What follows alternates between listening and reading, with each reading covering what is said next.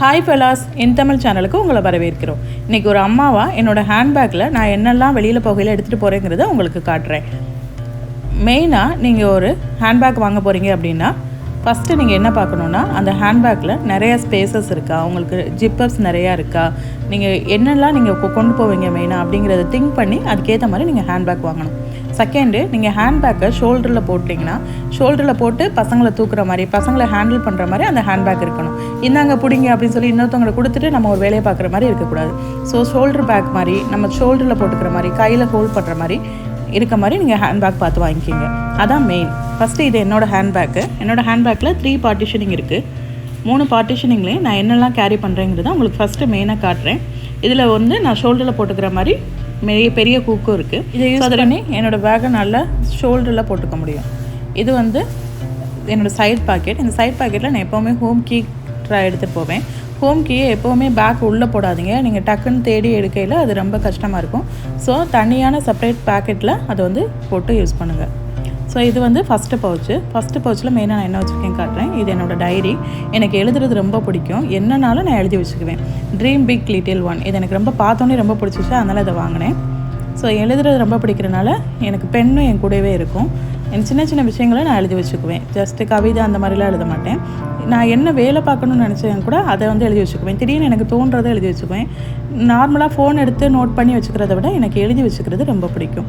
Even நான் செய்கிற வேலையை கூட லிஸ்ட்டு பண்ணி எழுதி இந்த வேலை அடுத்து செய்யணும், இந்த வேலை அடுத்து செய்யணும் கூட எழுதி வச்சுக்குவேன். இது என்னோடய வாலெட்டு. எப்போவுமே வாலெட்டில் இருக்க மாதிரி பேசிக் மணி அந்த மாதிரி வாலெட்லேயும் இருக்கும். ஸோ இது மெயின் ஜிப்பில் ஃபஸ்ட்டு என்னோடய ஃபோன் இருக்குது. நான் ஃபோன் எப்போவுமே மெயின் ஜிப்பில் தான் வச்சுருப்பேன். ஏன்னா அடிக்கடி நான் ஃபோன் யூஸ் பண்ணுறதில்ல வெளியில் போனால். இது என்னோடய சன்கிளாஸ். எனக்கு ரொம்ப பிடிச்சி ரொம்ப ஃபேவரட்டான சன்கிளாஸ். ரொம்ப சூப்பராக இருக்கும் வெளியில் போட்டு போகிறதுக்கு. கேட் ஐ டைப்பில்.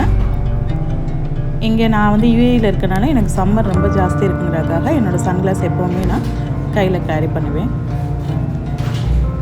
நெக்ஸ்ட்டு ஒரு குட்டி வாட்டர் பாட்டில். இந்த வாட்டர் பாட்டில் பற்றி உங்களுக்கு சொல்லி ஆகணும். வாட்டர் பாட்டில் எப்போவுமே ஹேண்ட்பேக் சைஸு கொஞ்சம் சின்னதாக இருக்க மாதிரி வாங்கி வச்சுக்கோங்க. அப்போ தான் ஹேண்ட்பேக்கில் அது ஃபிட் ஆகும்.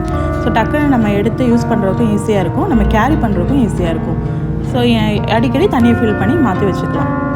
ஸோ எப்போவுமே ஒரு பாட்டிலில் தண்ணி ஃபில் பண்ணி வச்சுக்கோங்க. இது ஒரு எமர்ஜென்சி பவுச் மாதிரி. ஜஸ்ட்டு ஒரு பொட்டு கீழே விழுந்துடும், ஒரு பேண்டு கீழே விழுந்துடும், தலை சில டைம் வரணும், எனக்கு பசங்க இருக்கனால அவங்களுக்கு எதுக்காவது வேணும். ஸோ அந்த மாதிரி சின்ன சின்ன ஐட்டம்ஸ், பேசிக் ஐட்டம்ஸ் இதில் போட்டு நான் தனியாக வச்சுக்கிறேன்.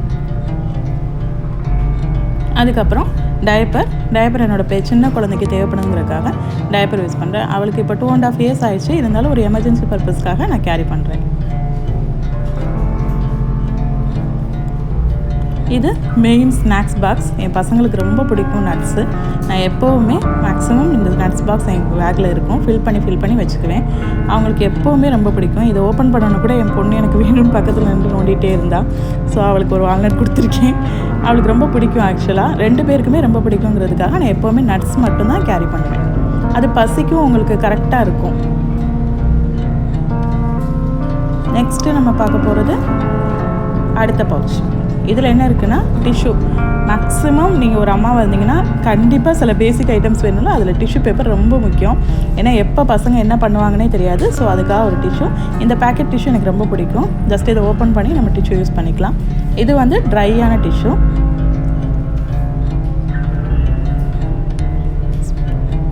அதுவும் வேணும்னு வாங்கிட்டு போயிட்டான். இது என்னோட wet tissue bag.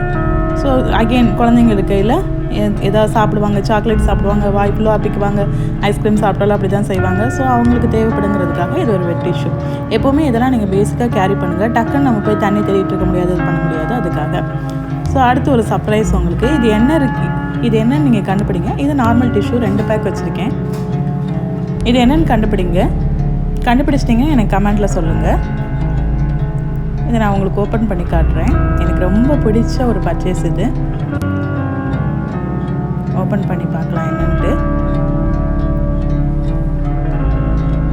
For not your waiting. ஆக்சுவலாக இது என்ன கண்டுபிடிச்சாச்சா? இது ஒரு ட்ராவல் பேக்கு. நான் என்னோடய ஹஸ்பண்ட், எனக்கு 2 பசங்க, 4 பேருக்கும் 2 நாளைக்கு தேவையான ட்ரெஸ்ஸை வரை இதில் எடுக்கலாம். அது எனக்கு ரொம்ப பிடிச்சது. ஸோ இப்போ நான் ஒரு பீச்சுக்கு போகிறோம், ட்ரெஸ் எல்லாம் வெட் ஆகிடுச்சு அப்படின்னா கூட சேஞ்ச் பண்ணிவிட்டு இதில் எடுத்துகிட்டு வந்துடலாம். நம்ம அப்போ போய் ஒரு கவரு பேக் அப்படின்னு சொல்லி தேடிட்டு இருக்க முடியாதுல்ல. இது என் பாப்பாவோட பொம்மை. இதுதான் நான் அவங்களுக்கு வந்து வால்பேப்பர்லேயும் வச்சுருந்தேன். இது அவளுக்கு ரொம்ப பிடிக்கும். இது எப்போவுமே அவள் கேரி பண்ணுவாள். நான் இது எதுக்கு போட்டேன்னா, இது ஒரு சாஃப்டாக இது போட்டு எவ்வளோ உங்களுக்கு கேப் இருக்குதுன்னு பார்க்குறதுக்காக.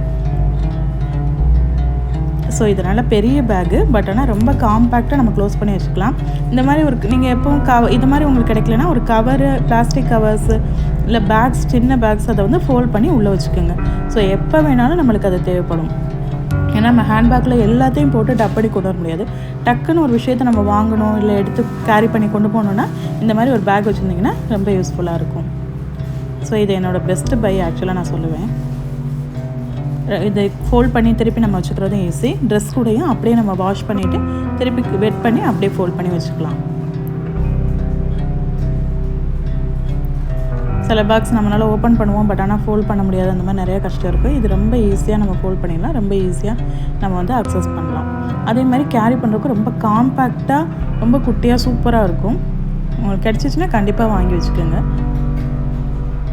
இது அமேசான்லாம் இருக்கான்னு எனக்கு தெரியல. நான் சர்ச் பண்ணி பார்த்துட்டு இருந்துச்சுன்னா உங்களுக்கு லிங்க்கில் கொடுக்குறேன் டிஸ்கிரிப்ஷன் பாக்ஸில். ஸோ இப்போ நான் இதை எப்படி அரேஞ்ச் பண்ணுறேங்கிறத காட்டுறேன். ஃபஸ்ட்டு நான் என்னென்ன வச்சுருந்தேன் காட்டுறேங்க. ஸோ டிஷ்யூ பேக்கை எப்போவுமே ஈஸியாக எந்த பேக் ஓப்பன் பண்ணதோ அதில் வச்சுக்கணும். இது வந்து எனக்கு வந்து பட்டன் டைப்பு. ஸோ அதை வந்து நம்ம ஈஸியாக எடுத்துடலாங்கிறதுக்காக நான் அந்த சைட் டிஷ்யூ வச்சுருக்கேன்.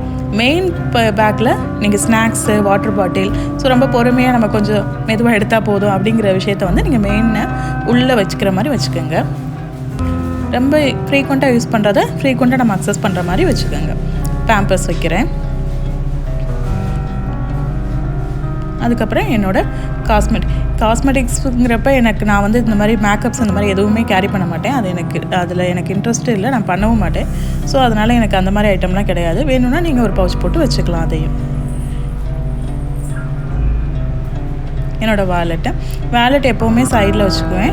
ஏன் அப்படின்னா அதையும் ஈஸியாக இது பண்ணுறதுனால. ஏன்னா டக்குன்னு நம்ம ஒரு மணி எடுத்து கொடுக்குறதுக்கு பர்ச்சேஸ் பண்ணிவிட்டு அப்போ டக்குன்னு தேடிட்டு இருக்க முடியாதுல்ல. அதுக்காக அதையும் நம்ம ஈஸியாக அக்சஸ் பண்ணுற மாதிரி வச்சுக்கோம். என்னோடய நோட்டு பென்னு அதையுமே நான் ஈஸியாக அக்சஸ் பண்ணுற மாதிரி வச்சுக்கிறேன். ஏன்னா ஒரு விஷயத்தை நம்ம திங்க் பண்ணிவிட்டு அதை எழுதுறதுக்குள்ளே, நோட்டை எடுத்து எழுதுறதுக்குள்ளே அது மறந்து போயிடலாம் இல்லையா. அதனால் ஈஸியாக அக்சஸ் பண்ணுற மாதிரி இதெல்லாம் வச்சுக்கலாம். ஸோ ஸ்நாக்ஸ் இதெல்லாம் பொறுமையாக கூட நம்ம எடுத்து பசங்களுக்கு கொடுக்கலாம். அந்த மாதிரி ஐட்டம் எல்லாம் நம்ம உள்ளே வச்சுக்கலாம். ஸோ எதெல்லாம் உங்களுக்கு முக்கியமோ அதெல்லாம் நீங்கள் மெயினாக ஈஸியாக அக்சஸ் பண்ணுற இடத்துல வச்சுக்கோங்க.